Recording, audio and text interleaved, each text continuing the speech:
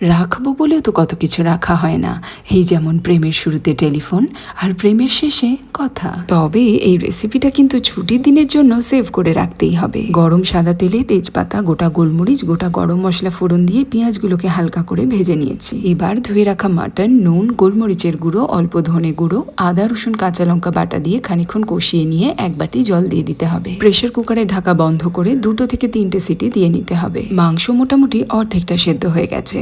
এবার কয়েক টুকরো কাঁচা পেঁপে ঝোলে দিয়ে দিয়েছি আর সামান্য তেলে আলু, গাজর আর বিনসগুলোকে অল্প নুন দিয়ে ভেজে নিয়েছি। এইবার ভেজে রাখা আলু, গাজর আর একটা কাঁচা লঙ্কা দিয়ে আরো 2 সিটি দিয়ে নেব। তারপর গ্যাস নিভিয়ে ভেজে রাখা বিনসগুলো দিয়ে খানিকক্ষণ ঢাকা চাপা দিয়ে রেখে দেব। এবার সাথে 2 পাউরুটি সেঁকে নিলেই ছুটির দিনের জমজমাট ব্রেকফাস্ট তৈরি। আর এই মাটন স্টু পরিবেশন করার সময় একটু মাখন আর গোলমরিচের গুঁড়ো ছড়িয়ে দিতে ভুলে যেও না যেন।